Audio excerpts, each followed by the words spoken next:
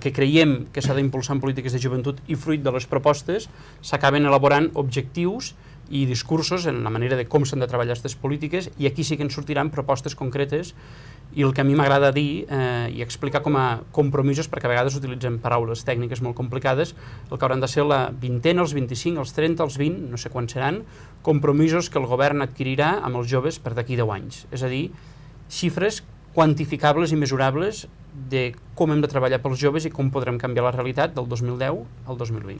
Al mateix moment que vostès estan tirant endavant això, el govern espanyol està tirant endavant el llibre blanc de la joventut. Les competències les tenen vostès. Ja, però no és novetat. No és novetat. Mira, li posaré un exemple que pot semblar xistós, però que per mi no ho és, perquè a part no només tenim les competències a Catalunya, sinó que les tenim també a nivell internacional. És a dir, la representació de Catalunya en polítiques de joventut la té l'Estat, perquè l'Estat té la competència de treball a nivell internacional, però en polítiques de joventut també la té Catalunya. La presidència de la Unió Europea a nivell de la Unió Europea la té el govern espanyol. Sí.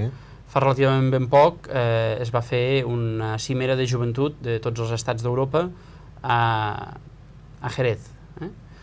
I feia just uns dies havíem tingut un Consejo Interterritorial, aquestes coses que els agrada dir, que no serveixen absolutament per res, perquè si totes les competències exclusives les tenim les comunitats autònomes, per què hem de crear un Consejo Interterritorial de polítiques de joventut? Bàsicament per res, perquè quan intentaran coordinar alguna cosa, com que per llei sóc jo qui decideixo si em vull coordinar o no, doncs diria que aquest és l'esperit d'un estat federal, tot i que no estem en un estat federal. Doncs jo vaig demanar que en la cimera de les polítiques de joventut de la Unió Europea es tingués en compte que a Espanya les competències exclusives les tenim les comunitats autònomes, i aquelles que no ens sentíssim representades per l'Institut de Joventut d'Espanya, és a dir, pel govern espanyol, com jo en polítiques de joventut no m'hi sento perquè les competències són de Catalunya, doncs poder assistir, ni que sigui a nivell d'observadors. Vam rebre una carta on se'ns convidava, però se'ns convidava al còctel d'apertura, a l'espectacle de caballos de cierre i al còctel de cierre. Com us podeu imaginar, no vaig anar ni al còctel d'apertura, ni a l'espectacle de caballos, ni al còctel de cierre.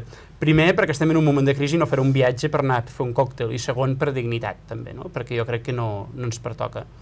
Però l'1 de juliol agafarà la presidència europea Bèlgica, i ens han convidat a la cimera europea de polítiques de joventut que se celebrarà el 10 de juliol a Gand, a Bèlgica.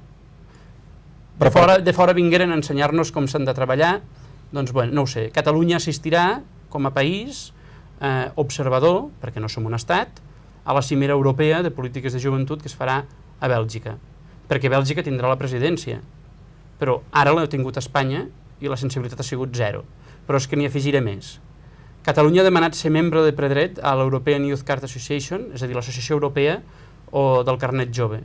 Hem demanat de ser-ho perquè som el Carnet Jove líder, perquè els carnets joves els expedeix el govern català, perquè tenim més de 500.000 de titulars, un 10% de tots els titulars de carnet jove de tota Europa, perquè som el país que més avantatges té, perquè hem estat a punt de rebre un dels premis. És a dir, no estic presumint per presumir, sinó que no només és feina de l'actual secretari general de joventut d'un servidor, sinó de molts anys de feina del govern català, i hem demanat ser membres de predret. El govern espanyol, i ho tenim per carta, s'hi ha mostrat en contra de que Catalunya sigui membre de predret, tot i que és una entitat privada i per tant tenim legalment el dret i la possibilitat de ser-hi.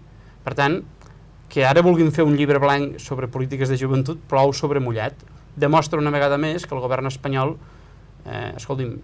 no té cap sensibilitat cap a el que fins i tot els que ara governen, que es diu PSOE, doncs es diuen federalistes, no? És a dir, per ells el federalisme no sé què deu significar, si no saben ni respectar una competència exclusiva. Per tant, a mi no em sorprèn de res. Ara, també li he de dir que quan vaig anar al Senat els hi vaig explicar justament tot això que acabo d'explicar ara, que no perguin el temps amb comissions per fer un llibre blanc de polítiques de joventut i que estudien com, per exemple, poden pujar el salari mínim interprofessional als joves perquè no estiguin cobrant 800 o 900 euros, sinó que puguin cobrar-ne 1.000, no?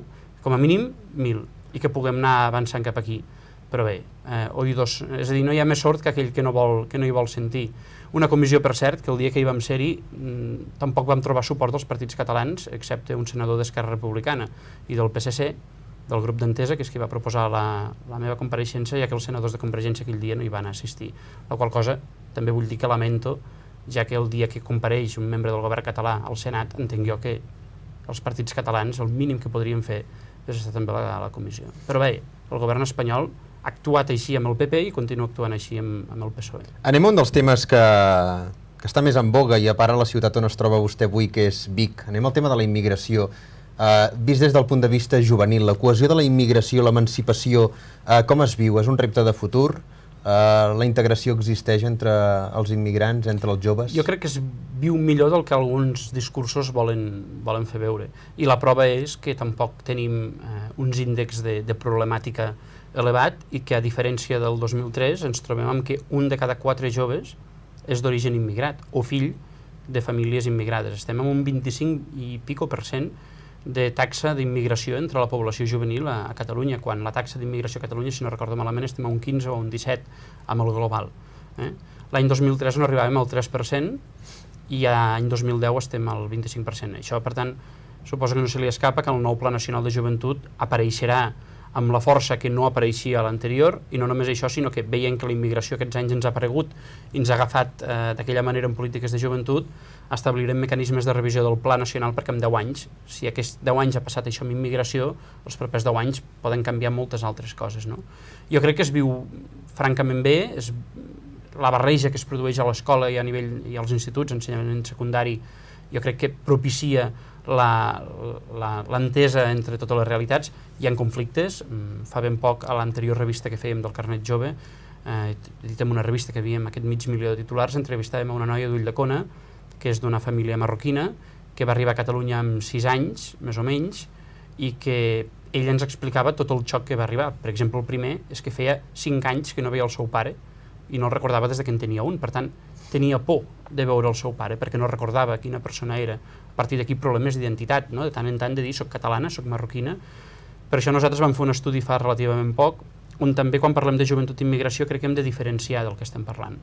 Si parlem de joves fills d'immigrants o arribats aquí en un període d'infantesa, estem parlant ja de persones que el seu creixement s'ha produït íntegrament aquí a Catalunya, per tant no ha d'haver-hi grans problemes d'integració. Després estem parlant de majors de 18 anys arribats a Catalunya, on aquí és possible que sí que hi hagin més problemes d'integració, i després entre 10 i 18 anys on estem en una franja intermitja. Però per un general no es detecten greus problemes, excepte en aquelles zones on el fet de que hi hagi un jove que no pugui accedir a un lloc de treball, que no estigui estudiant i per tant convisqui en molts casos en moltes hores al carrer, sí que es donen certes relacions de conflictivitat, però no per immigració, sinó per ocupació d'espai públic, i per tant aquí en certs moments el que es tracta és en programes de convivència al carrer, de dinamització, de barreja, com a Palafrugell es va fer, no?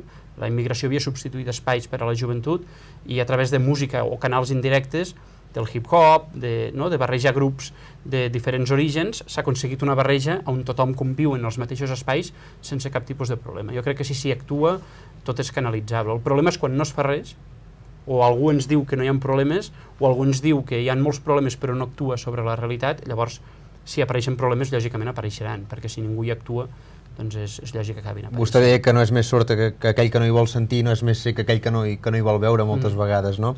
Anem a alguns dels problemes. Si hi ha alguns pares que ens estan veient ara mateix que tenen joves d'aquestes edats, entre el 60 i el 70%, deia un estudi dels joves, s'informen de l'educació sexual a través d'internet. Això és que no s'està fent bé el treball a les escoles, o el que ens diuen a les escoles què és el que està passant? Perquè, no sé, internet, si ens ha d'informar sobre el sexe a internet, podem sortir d'aquí escaldats. Els pares també han d'informar i també han d'explicar. Els pares n'hi ha molts que encara estan amb la vella i la flor, però algun dia s'enteraran que això no funciona. Jo crec que això és una suma, no?, de molts